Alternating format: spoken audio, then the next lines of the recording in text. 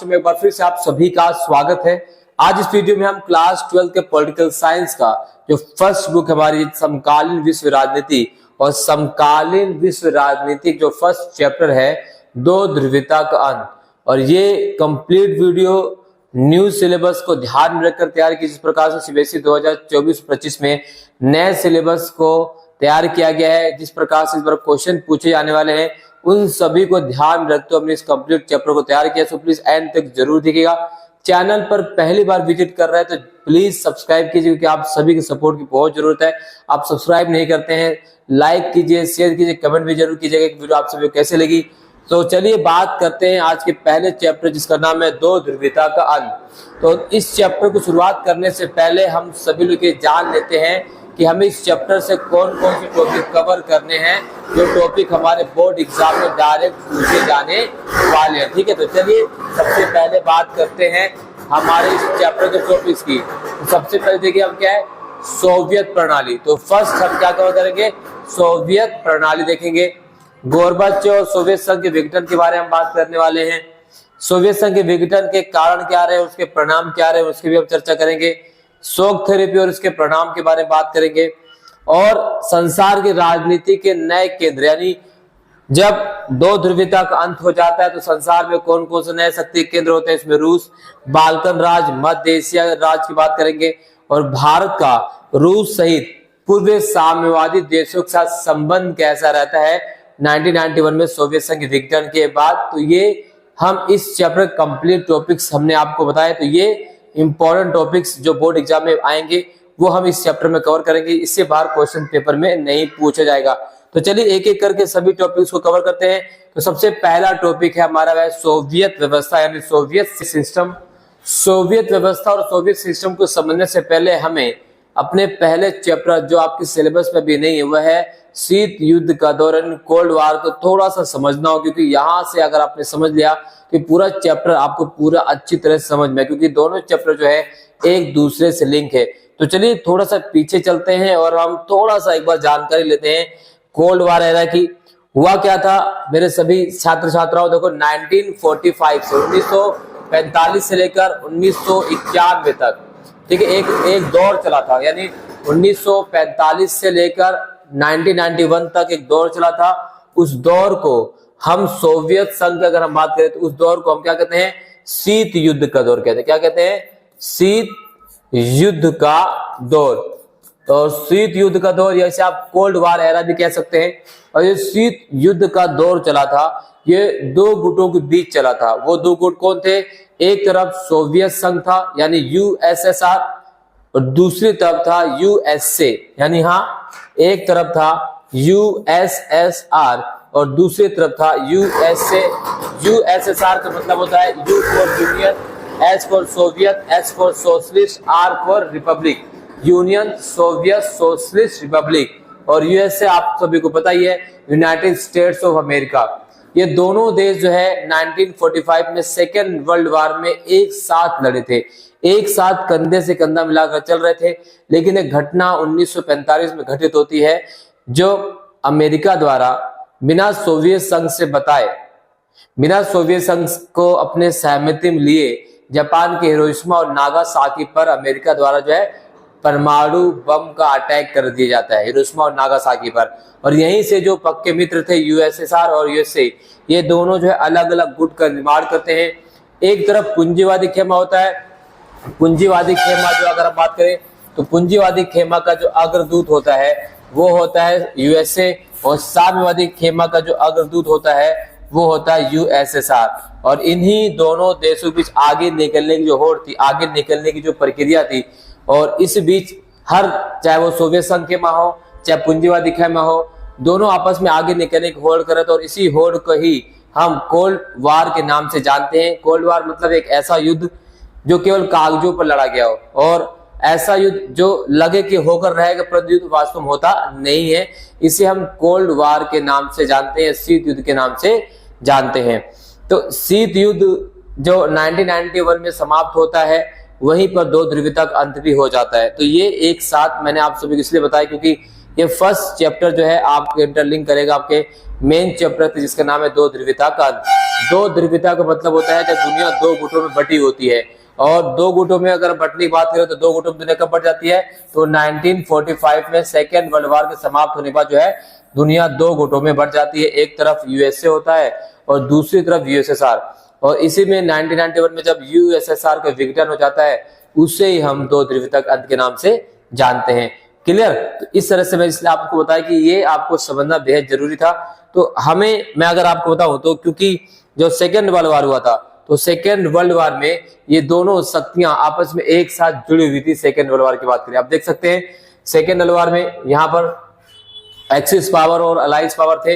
Axis power अगर बात करें इटली, जर्मनी, जापान शामिल थे, और इधर अलाइज में अगर हम बात करें तो इसमें United state, great Britain, France और यूएसएसआर शामिल थे। तो ये दोनों देश जो है यूएसएसआर और यूएसए एक साथ सेकेंड वर्ल्ड वॉर में साथ लड़े थे, लेकिन जापान की जो घटना घटित हुई थी नागासाकी और हिरोशिमा में, उसके बाद दोनों अलग अलग हो जाते हैं और आपस में ही होड़ करने लग जाते हैं।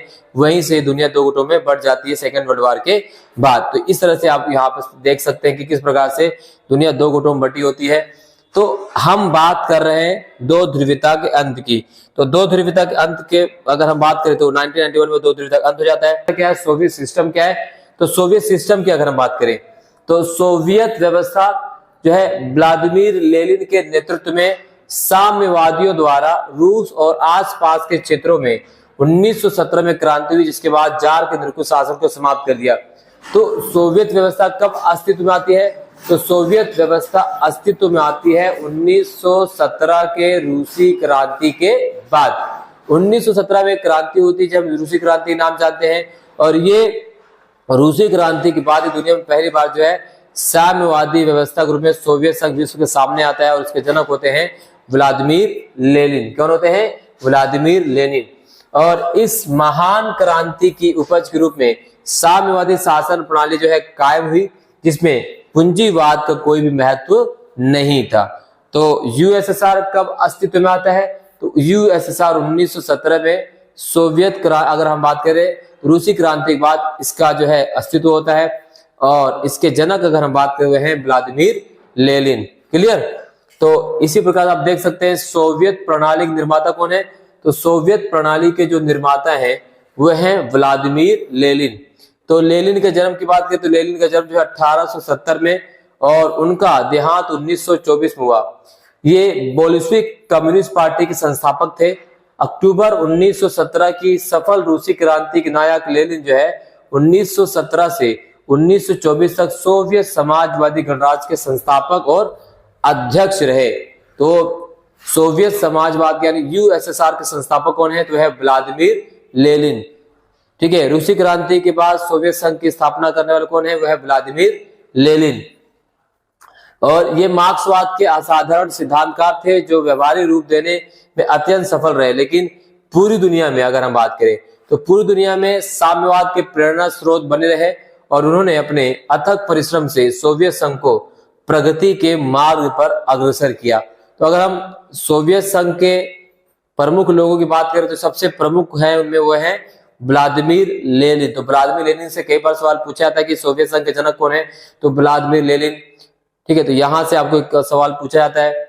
अगले हैं जोसेफ स्टालिन। तो स्टालिन भी कौन है? तो लेनिन के बाद जो है सोवियत संघ के जो सर्वोच्च नेता थे वो थे जोसेफ स्टालिन, और वे उनके राष्ट्रीय अध्यक्ष बनते हैं, और 1924 से लेकर 1953 तक वो सोवियत संघ को नेतृत्व प्रदान करते हैं। ठीक है, तो सेकंड व्यक्ति कौन है? Joseph Stalin. पहले कौन है? Vladimir Lenin. अगले व्यक्ति हैं जो है निकिता क्रुश्चेव। तो निकिता क्रुश्चेव जो 1953 से लेकर 1964 तक सोवियत संघ के राष्ट्रपति रहे, और वे स्टालिन की तानाशाही एवं अधिनायकवादी नेतृत्व शैली के कट्टर आलोचक भी थे। और इन्हीं के शासनकाल में घटना घटित हुई थी जिसे हम क्यूबा मिसाइल संकट के नाम से भी जानते हैं। क्यूबा मिसाइल संकट, जिसे शीत युद्ध की अंतिम चरण बिंदु भी कहा जाता है, क्यूबा मिसाइल संकट। अगले हैं ब्रेजनेव। तो ब्रेजनेव भी कौन है? तो वे सन 1964 से 1982 तक सोवियत संघ के राष्ट्रपति रहते हैं, और इन्हीं के शासनकाल में अफगानिस्तान पर सोवियत आक्रमण भी हुआ था। अगले जो व्यक्ति हैं वह है मिखाइल गोर्बाचेव। मिखाइल गोर्बाचेव की अगर हम बात करें तो मिखाइल गोर्बाचेव एक बहुत महत्वपूर्ण कैरेक्टर इस चैप्टर से।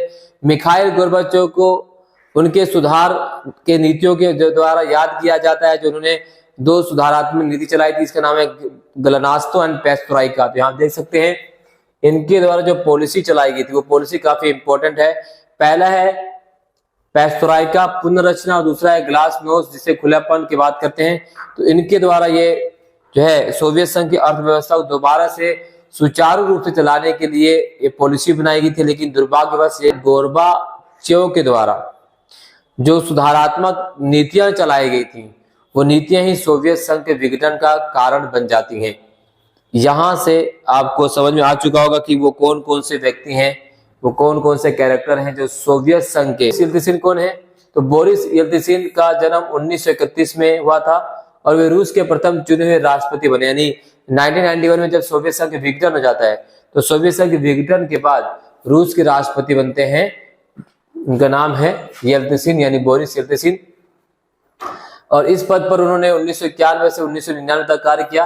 वह कम्युनिस्ट पार्टी में सत्ता के केंद्र तक पहुंचे और राष्ट्रपति मिखाइल गोर्बाचेव द्वारा उन्हें मॉस्को का मेयर भी बनाया गया था। तो रूस के पहले चुने हुए राष्ट्रपति कौन है? तो रूस के पहले चुने हुए राष्ट्रपति हैं बोरिस येल्त्सिन, जो 1991 में सोवियत संघ के विघटन के बाद रूस बनता है। उसके चुने हुए राष्ट्रपति कौन हैं? वह हैं बोरिस येल्त्सिन। तो बात करते हैं सोवियत प्रणाली। ठीक है, तो सोवियत प्रणाली की बात करें तो सबसे पहले हमें सोवियत संघ के बारे में जान लेना चाहिए कि सोवियत संघ है क्या। सोवियत संघ से चीजें क्या क्या पूछी जाती है वो चीजें मैं आपसे भी बताते चलता हूं। देखिए, सोवियत संघ की अगर हम बात करें, सोवियत संघ की बात करें, सोवियत संघ की जो स्थापना हुई थी 1917 में, रूसी क्रांति के बाद इसकी स्थापना होती है। इसे यूएसएसआर के नाम से जाना जाता है, जिसे हम U for union, S for Soviet, S for socialist, R for republic के नाम से जानते हैं। सोवियत संघ जो है वो 15 गणराज्यों से मिलकर बनाए गए थे। यानी सोवियत संघ में टोटल कितने गणराज्य थे? 15 गणराज्य। वो 15 गणराज्य कौन कौन से थे? उन सभी गणराज्यों के नाम भी आप, एक मैप है जिसमें सोवियत संघ के बारे में दर्शाया गया है। देखिए, ये है सोवियत यूएसएसआर। तो यूएसएसआर में जो 15 देश कौन कौन से हैं यहाँ पर आप देख सकते हैं। यूएसएसआर में शामिल 15 देश तो है रसिया है, एस्टोनिया है, लताविया है, लिथुआनिया है, बेलारूस, यूक्रेन, ठीक है, Moldova, Georgia, Armenia, Azerbaijan, Kazakhstan, Uzbekistan, Turkmenistan, Kyrgyzstan और तजाकिस्तान। तो इन 15 राज्यों को मिलाकर क्या बनाया गया था? इन 15 राज्यों को मिलाकर सोवियत संघ बनाया गया था। तो सोवियत संघ कब बना? 1917 में। कितने गणराज्यों में मिलाकर? 15 गणराज्यों को मिलाकर। क्लियर? तो इस तरह से 15 गणराज्यों को मिलाकर सोवियत संघ का निर्माण किया गया। सोवियत संघ की अगर हम बात करें तो सोवियत संघ किस व्यवस्था पर आधारित था? तो यह साम्यवादी। सोवियत संघ जो है साम्यवादी शासन पर आधारित था, साम्यवादी शासन। और ये विश्व में साम्यवादी शासन की पहली स्पष्ट अभिव्यक्ति आप कह सकते हैं कि वह है सोवियत संघ यानी यूएसएसआर, जो 15 गणराज्यों से मिलकर बना था। इसे दूसरी दुनिया के देश के नाम से भी जाना जाता है, दूसरी दुनिया। ठीक है, और दूसरी दुनिया के अलावा इसे पूर्वी गुट भी कहा जाता है, पूर्वी गुट भी कहा जाता है सोवियत संघ को। 1945 में सेकेंड वर्ल्ड वॉर की समाप्ति के बाद दुनिया 2 गुटों में बढ़ जाती है। एक तरफ सोवियत संघ था, दूसरी तरफ यूएसएसआर। यूएसएसआर की अगर हम बात करें, सॉरी सोवियत संघ, यूएसए की अगर हम बात करें तो यूएसए जो है वो 50 स्टेट से मिलकर बना है। तो यूएसए जो पूंजीवादी खेमा था, पूंजीवादी, और पूंजीवादी के साथ साथ अगर हम बात करें इसे पहली दुनिया के देश कहा जाता है। और पश्चिमी गुट भी इसे किसे, यूएसए को पश्चिमी गुट, पहली दुनिया और पूंजीवादी खेमे के रूप में जाना। और पूंजीवादी खेमा का जो प्रणेता था वो था अमेरिका यानी यूएसए। इस तरह दुनिया 2 गुटों में बटी हुई थी और इन्हीं दोनों देशों में आगे निकलने की होड़ मची हुई। किसी भी कीमत पर ये दोनों देश आपस में आगे निकलना चाहते थे, कोई पीछे नहीं रहना चाहता था। तो इस तरह से दुनिया 2 गुटों में बटी हुई थी। तो हमने आप सभी बताया, एक तरफ सोवियत संघ का जो गठन किया गया था वो साम्यवादी था, जैसे दूसरी दुनिया और पूर्वी गुट के नाम से जाना जाता था। सोवियत संघ में जिस पार्टी का शासन था उस पार्टी का एक छत्र राज था, उस पार्टी का नाम है communist party. Soviet communist party का शासन था और जिसका शासन सोवियत संघ पर लगभग जो है 70 सालों तक रहा किसका, कम्युनिस्ट पार्टी का शासन। तो ये हमने एक छोटा सा बेसिक जानकारी आपको यूएसएसआर के बारे में जानकारी दी और यूएसए के बारे में जानकारी दी है। तो यूएसए से संबंधित अगर हम बात करें तो 50 जो है राज्यों से मिलकर बना है यूएसए, और ठीक है, तो इस तरह से चीजें आपको जो है आपसे पूछी जा सकती हैं। तो सोवियत प्रणाली की विशेषता, क्योंकि सोवियत प्रणाली के बारे में बात करें भाई, इसका विघटन क्यों हुआ, इतनी अच्छी व्यवस्था थी, इसके विघटन के पीछे कारण भी हम जानेंगे। तो सबसे पहले जान लेते हैं कि सोवियत प्रणाली, the feature of Soviet system. तो सोवियत प्रणाली की अगर हम बात करें तो सोवियत संघ की अर्थव्यवस्था भी अमेरिका की ही भांति अन्य देशों से बहुत आगे थी। यानी सोवियत संघ की अर्थव्यवस्था की बात करें तो अमेरिका के बाद दुनिया की दूसरी सबसे बड़ी अर्थव्यवस्था कौन सी थी, सोवियत संघ की अर्थव्यवस्था। सोवियत संघ में हर वो चीज मौजूद थी जो विकास के लिए जरूरी था। सोवियत संघ के नागरिकों को हर वो सुविधाएं मिलती थी जो हर एक विकसित देश के नागरिकों को मिलनी चाहिए। यानी उनके पास वो सारी मूलभूत सुविधाएं थी, रोटी कपड़ा और मकान के साथ साथ जो कल्याणकारी योजनाएं वो सोवियत संघ के नेताओं द्वारा उनकी जनता के लिए पूरे जोर शोर से चलाई जाती। जनता बहुत खुश थी, उन्हें अच्छा रोजगार मिलता था, अच्छा वेतन मिलता था, बेरोजगारी ना के बराबर थी। तो बहुत कुछ अच्छा था सोवियत संघ में। दूसरा, सोवियत संघ की जो संचार प्रणाली बहुत अधिक विकसित और उन्नत थी। जो सोवियत संघ की जो संचार प्रणाली थी बहुत उन्नत थी, बहुत विकसित थी, अमेरिका से काफी अच्छी थी। सोवियत संघ के पास ऊर्जा संसाधन की विशाल भंडार थी, जिसमें खनिज, तेल, लोहा, इस्पात और मशीनरी शामिल है। ये सब क्या है, सोवियत संघ की विशेषता, इतना सब कुछ सोवियत संघ के पास था। इसके साथ साथ अगर हम बात करें तो सरकार ने अपने नागरिकों को सभी प्रकार की जो बुनियादी सुविधा होती है वो प्रदान कर रखी थी, जिसमें स्वास्थ्य सुविधाएं, शिक्षा, चिकित्सा सुविधा और यातायात सुविधा शामिल है। जिस प्रकार से अगर हम बात करें दिल्ली की, अगर हम बात करें यहाँ पर महिलाओं की बसों में मुफ्त सुविधा फ्री होती है, बिजली की सुविधा फ्री है, पानी की सुविधा फ्री, तमाम प्रकार जो जन कल्याणकारी योजना है, अस्पताल में सुविधा फ्री है, एजुकेशन सब कुछ अच्छा है। तो ये एक जो जन कल्याणकारी योजना है सरकार के द्वारा चलाई जा रही है, इससे जनता बहुत खुश थी। ठीक वैसे ही सोवियत संघ में जनता अपने सरकार से बहुत खुश थी। तो ऐसा कौन सा कारण रहा जिसकी वजह से सोवियत संघ के विघटन हो गए, वो सब कुछ हम जानेंगे। तो ये क्या है, सोवियत प्रणाली की कुछ विशेषताएं जो हमने आपके सामने रखी हैं। तो सोवियत प्रणाली की विशेषता क्या है, यहां से कई बार सवाल पूछा गया है। तो सोवियत प्रणाली विशेषता आपने देख लिया। अब इसकी कुछ कमियों अगर हम बात करें, सोवियत संघ की कुछ कमियां थी या इसकी कुछ नकारात्मक विशेषताएं क्या थी। नकारात्मक विशेषताओं में से अगर हम बात करें तो नकारात्मक विशेषताओं में सबसे पहले अगर हम बात करें तो सोवियत संघ में धीरे धीरे नौकरशाही का प्रभाव बढ़ता ही गया। नौकरशाही, क्योंकि सोवियत संघ में एक ही पार्टी का शासन था जिसे हम कम्युनिस्ट पार्टी के नाम जानते हैं, 70 सालों तक शासन रहा, और साथ साथ अब जो नौकरशाही थी वो भी जनता के प्रति जवाबदेह नहीं थी। यानी जनता के प्रति वो पूरी तरह से अकाउंटेबल नहीं थी। कोई भी फैसले लिए जाते थे बिना जनता से पूछे लिए जाते थे, कोई पॉलिसी बनाई जाती थी अब वो जनता से उसमें कोई भी राय नहीं ली जाती थी। इससे जनता बहुत ज्यादा दुखी हो चुकी थी अपने शासकों से। पूरी व्यवस्था नौकरशाही की शिकंजे में फंसती चली गई। इससे सोवियत प्रणाली सत्तावादी हो गई और तथा लोगों का जीवन भी कठिन होता चला गया। यानी धीरे धीरे सोवियत जो प्रणाली काफी अच्छी थी वो अब पूरी तरीके से खराब होती चली गई। सोवियत व्यवस्था में लोकतंत्र एवं विचार की अभिव्यक्ति की स्वतंत्रता नहीं पाई जाती थी, अतः इसमें सुधार की आवश्यकता थी। नागरिक सरकार के खिलाफ कोई भी मतदान नहीं कर सकती थी, सरकार के खिलाफ कोई भी आंदोलन नहीं कर सकती थी। यानी जनता के पूरे अधिकार जो है समाप्त कर दिए गए थे। सोवियत संघ में एक दल यानी साम्यवादी दल का प्रभुत्व था और ये दल किसी के प्रति उत्तरदायी नहीं था। और सोवियत संघ में अगर हम बात करें 15 गणराज्य शामिल थे, लेकिन 15 गणराज्यों में सभी गणराज्यों जो सबसे बड़ा गणराज्य था रूस, और रूस की तूती बोलती थी। हर एक फैसले में रूस का जो है महत्व था, जबकि ऐसा होना चाहिए था कि भाई 15 जब गणराज्य लिए गए हैं, जब कोई संगठन 15 गणराज्यों से मिलकर बनाए तो सभी फैसले आम सहमति से होने चाहिए थे। लेकिन यहाँ पर ऐसा नहीं होने लगा। यहाँ पर हर फैसले में रूस की प्रमुखता थी और इससे जो बाकी सदस्य राज्य थे उन सभी ने धीरे धीरे सोवियत संघ के फैसलों से, उनके नियमों से अपने आप को अलग करना शुरू कर दिया। ये कुछ कारण थे जिससे सोवियत संघ जो है विघटन के कागार पर पहुंच जाता है। तो इसकी विशेषता भी हमने देखी और सोवियत संघ की कुछ कमियां भी हमने देखा, और यही कमियां अंततः बाद में सोवियत संघ के विघटन का कारण भी बनती हैं। तो वो भी हम आगे चेक करेंगे। यहां तक क्लियर हो गया? चलिए, यहां आप देख सकते हैं तो सोवियत संघ के विघटन के कारण की बात करें तो यहाँ से 6 नंबर का सवाल कई बार पूछा गया, भाई सोवियत संघ के विघटन के क्या कारण, आखिर सोवियत संघ के विघटन के कारण क्या रहे हैं वो देख। सबसे पहला कारण विघटन के क्या है, तो सबसे पहला है राजनीतिक आर्थिक संस्थाओं की आंतरिक कमजोरी। तो हम जब राजनीतिक आर्थिक संस्थाओं की आंतरिक कमजोरी की बात करते हैं तो यहाँ पर जो सत्ता थी वो सर्वसत्तावादी बन चुकी थी, जनता के अधिकारों का पूरी तरीके से दमन किया जाने लगा था, सत्ता पूरी तरह से निरंकुश हो चुकी थी और कम्युनिस्ट पार्टी के अलावा कोई दूसरी पार्टी सोवियत संघ में पार्टिसिपेट नहीं कर सकती थी।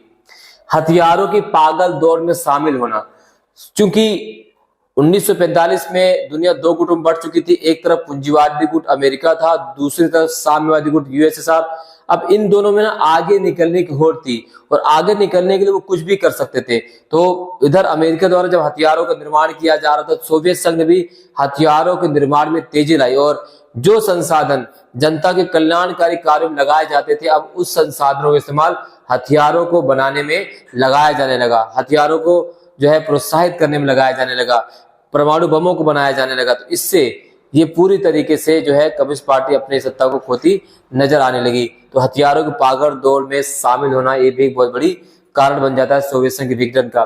संसाधनों के गलत प्रयोग, तो हमने संसाधनों के प्रयोग की बात किया, वो संसाधन वो रिसोर्सेस जो जनता के जन कल्याण के लिए इस्तेमाल किए जाते थे पहले, अब उन रिसोर्सेस का जनता के कल्याण के लिए इस्तेमाल नहीं किया जाने लगा। अब उस पर पूरी तरीके से सत्तावादी सरकार कम्युनिस्ट पार्टी अधिकार हो गया और वो जो चाहते थे वो करती थी। पश्चिमी देशों की तुलना पर जनता निराश हो, यानी सोवियत संघ के जो नागरिक थे वो अपनी तुलना अमेरिका जैसे पश्चिमी देशों विकसित देशों से कर रहे थे। हमारे देश जैसे नहीं कि हम पाकिस्तान से तुलना करते हैं, हमें तुलना अमेरिका से करनी चाहिए, ठीक है, चीन से करनी चाहिए, रूस से करनी चाहिए, हम तुलना किससे करते हैं, पाकिस्तान से। तो हम आगे रहेंगे पाकिस्तान से हमेशा, लेकिन ये लोग ऐसे नहीं थे, ये लोग तुलना करते थे अपने से ऊंचे देशों के लिए, यानी जो पश्चिमी देश के नागरिक उनसे तुलना ये करते थे और यहाँ पर ये अपने आप को कम पाते थे। तो इस चीज को उनके अंदर बहुत ज्यादा जो है दुख का भाव था, बहुत ज्यादा निराशा का भाव था, भाई कि पश्चिमी देश के नागरिक इतनी अच्छी सुविधाओं का इस्तेमाल करते हैं, हमारे पास तो कुछ भी नहीं है। ये एक बड़ा कारण बनता है सोवियत संघ के विघटन का। कम्युनिस्ट पार्टी का अधिकार, यानी सोवियत संघ में पूरी तरीके से एक छत्र राज हो जाता है कम्युनिस्ट पार्टी का। लगभग 70 सालों तक जो है एकमात्र पार्टी जो है कम्युनिस्ट पार्टी थी, उसके अलावा कोई दूसरी पार्टी वहां पर सरकार में नहीं आ सकती थी।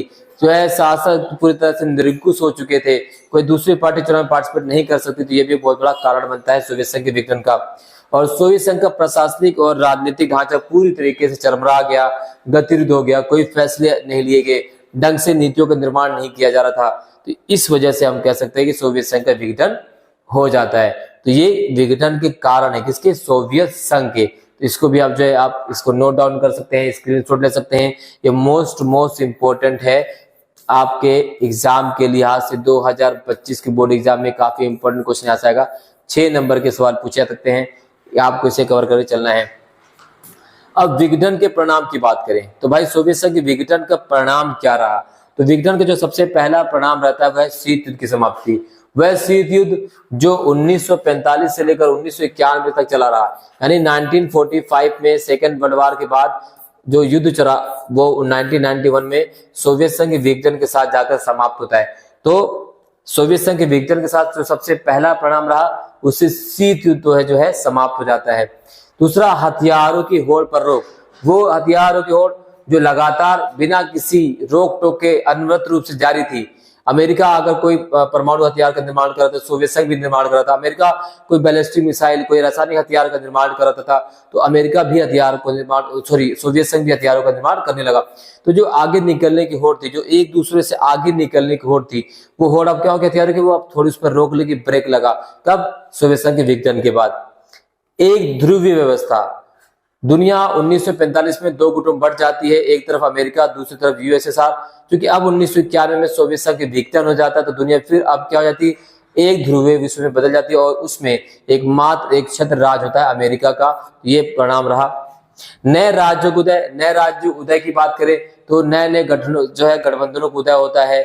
अगर हम बात करें आसियान की बात करें, सार्क की बात करें, यूरोपियन यूनियन की बात करें और चीन की बात करें, ऐसे बहुत सारे नए राज्यों का भी उदय होता है। नाटो की बात करें, नाम की बात करें तो इनका अलग अलग राज्यों में गठन होने लग जाता है। इसके अलावा लोकतंत्र के विस्तार हुआ और शांति की स्थापना। तो ये क्या रहा, सोवियत संघ के विघटन का परिणाम रहा। तो यहाँ से एक सवाल जो कई बार पूछा जाता है, तो सोवियत संघ के विघटन के परिणाम क्या रहे, सोवियत संघ के विघटन के कारण क्या रहे। आई होप ये आपको पूरी तरीके से क्लियर हो चुका है। तो सोवियत संघ के विघटन के परिणाम, सोवियत संघ की विशेषता, उसके नकारात्मक विशेषता क्या थी, सकारात्मक विशेषता क्या थी, विघटन के कारण क्या रहे, उसके परिणाम क्या रहे, यहाँ तक हमने कवर कर लिया। अब बात करते हैं बर्लिन की दीवार। तो बर्लिन की दीवार क्या है, इसको समझने से पहले हम बात कर लेते हैं कि बर्लिन की जो दीवार दिखती कैसे है, और साम्यवाद का प्रतीक भी थी, ये शीत युद्ध का प्रतीक भी थी। क्योंकि इस तरह अगर हम बात करें कि ये जो लंबी दीवार है, लगभग 150 किलोमीटर जो बर्लिन में दीवार खींची गई थी, तो एक तरफ पूंजीवादी खेमा था, दूसरे तरफ साम्यवादी खेमा था। तो ये दो ध्रुव विश्व का प्रतीक भी थी और शीत युद्ध के प्रतीक के रूप में भी इसे जाना जाता है। यह है बर्लिन की दीवार। क्लियर ना, बर्लिन की दीवार क्या है। तो कब बनाई गई थी, तो बर्लिन की दीवार जो बनाई गई थी 13 अगस्त 1961 को। तो 13 अगस्त 1961 को बर्लिन की दीवार को खड़ा किया गया और इसे 9 नवंबर 1989 को ढा दिया गया जनता के द्वारा। तो ये बर्लिन की दीवार से जो है कई बार क्वेश्चन पूछा गया है। तो अगर हम बर्लिन की दीवार की बात करें, तो बर्लिन की जो दीवार है ये 13 अगस्त 1961 को बनाई गई और 9 नवंबर 1989 को जनता द्वारा, आम जनता ने इसे ढा दिया। और जो है यही से ही दो ध्रुवीयता के अंत की शुरुआत भी आती है और शीत युद्ध के अंत की भी शुरुआत मानी जाती है। तो बर्लिन दीवार किस किस चीज को अलग करती थी, पूंजीवाद और साम्यवाद को अलग करती थी। किसका प्रतीक थी, तो शीत युद्ध का प्रतीक थी। कौन, बर्लिन की दीवार। तो यहां से इस प्रकार से सवाल पूछे जाते हैं। कितने किलोमीटर लंबी थी, तो ये 150 किलोमीटर लंबी दीवार थी बर्लिन की दीवार। अगला है जो कई बार क्वेश्चन यहाँ से पूछा गया, वह है नाटो और वार्सा पैक्ट। नाटो और वार्सा पैक्ट की बात हो, नाटो अमेरिका द्वारा स्थापित एक सैन्य संगठन था। क्या था, अमेरिका द्वारा स्थापित एक सैन्य संगठन जिसकी स्थापना 4 अप्रैल 1949 को की गई थी और इसमें 12 सदस्य देश शामिल थे। और वर्तमान में जो 32 देश शामिल है किसमें, नाटो में। नाटो क्या है, एक सैन्य संगठन है। नॉर्थ अटलांटिक ट्रीटी ऑर्गेनाइजेशन क्या है, N for North, A for Atlantic, T for treaty, O for organization. और नाटो का जो संविधान है, इसका एक अनुच्छेद 5 है, उसके तहत अगर कोई देश नाटो के किसी भी सदस्य देश पर हमला करता है, तो नाटो के सभी देश एक साथ उस देश पर क्या करेंगे, आक्रमण करेंगे और वो सभी देश अपने ऊपर उसे हमला मारेंगे। अगर नाटो के किसी भी एक देश पर हमला होता है, तो नाटो के जितने भी सदस्य देश हैं वो उसे अपने ऊपर वह हमला मानेंगे और एकजुट होकर फिर उस देश पर हमला करेंगे। नाटो के जवाब में सोवियत संघ द्वारा एक पैक्ट बनाया गया जिसका नाम था वार्सा पैक्ट, जिसकी स्थापना 1955 में की गई। यह भी एक सैन्य संगठन था। तो नाटो और वार्सा पैक्ट, नाटो पूंजीवाद खेमे के प्रतीक है, वार्सा पैक्ट जो साम्यवादी खेमे के प्रतीक है। वार्सा पैक्ट की स्थापना 1955 में होती है और नाटो की स्थापना 1949 में होती है, 4 अप्रैल 1949 को। वार्सा पैक्ट जो है वो समाप्त हो गया। कब, वार्सा पैक्ट जो 1991 में से समाप्त कर दिया गया। सोवियत संघ की ब्रिटेन के साथ ये भी खत्म हो जाता है, लेकिन नाटो अभी भी पूरी तरह से अनवरत रूप से जारी है। पार्ट 1 को जितना भी हमने कंप्लीट किया उसको रिवाइज कीजिएगा, सेल्फ नोट तैयार कीजिएगा और इससे संबंधित कोई भी डाउट आप हमें कमेंट में पूछ सकते हैं। पार्ट 2 में हम बात करेंगे सोवियत जो है शॉक थेरेपी के बारे में बात करेंगे और भारत और रूस के संबंधों की बात करेंगे। इस वीडियो में बस इतना। आई होप वीडियो आपको पसंद है। अगर पसंद है तो लाइक शेयर कमेंट जरूर कीजिएगा। चैनल पर नए हैं तो जरूर सब्सक्राइब कीजिएगा, बेल आइकन को प्रेस कर लीजिए। बहुत बहुत धन्यवाद। जय